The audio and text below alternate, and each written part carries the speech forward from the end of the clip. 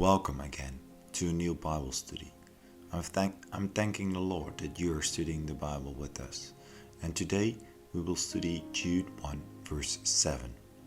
In a similar way, Sodom and Gomorrah and the surrounding towns gave themselves up to sexual immorality and perversion.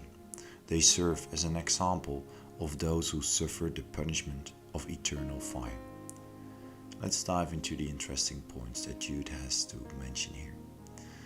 First, building on verse 4 about godless men who have infiltrated the church and insist on changing the grace of God into a license to sin. In this verse, Jude provides us the third of three examples of God's punishment for those who despise His laws and follow their sinful lusts. In Genesis 13:13, we find Sodom and Gomorrah existed in the days of Abram and had a sordid history of sexual perversion. Genesis 13 verse 10 and 12, 10 to 11, tells us that Abraham's nephew, Lot, had been attracted to Sodom by the verdant pastures surrounding the city. At first, he settled near Sodom, but eventually moved into town, where he was greatly distressed by the sensual conduct of the wicked, for as that righteous man lived among them day after day, was tormented in his righteous soul by the lawless deeds that he saw and heard, as we can read in 2 Peter 2, verse 7 to 8.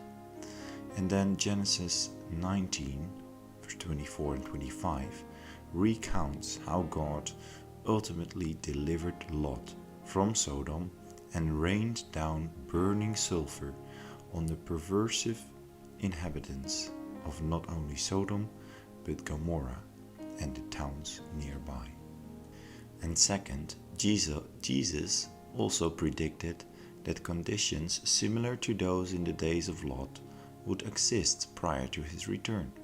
In Luke 17:26-29, Jesus prophesied, "Just as it was in the days of Noah, so will it be in the days of the Son of Man.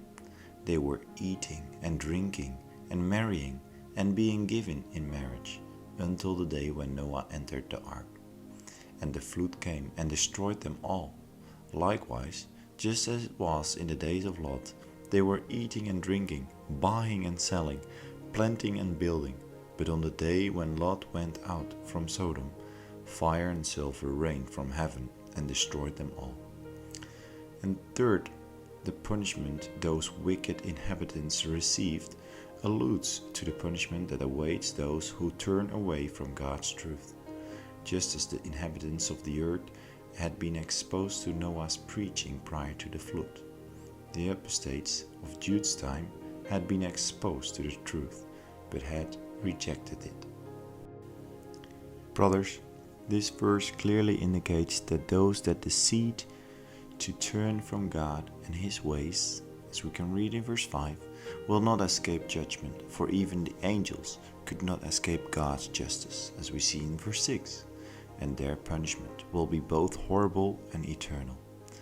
The picture is very vivid, taking something holy, beautiful and good, sexual relationship between husband and wife, so that's something holy and beautiful and good, and perverting it so that it becomes abusive, harmful, and removes the emotional and intimacy component that God designed for it, all in the interests of physical pleasures, and that is offensive to our Creator.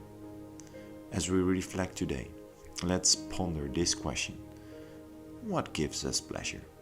What gives us happiness? Is it obeying our Lord? Or do we relish power, engaging in lustful thoughts, or taking pleasure in things that are forbidden or harmful? May this verse stay at the forefront of our minds as we walk with Christ, so that we, like Lot, will be tormented in our righteous soul, hunger after the Lord's ways, and move as He directs us to challenge the perversion all around us by sharing the truth. And let's help each other Let's support each other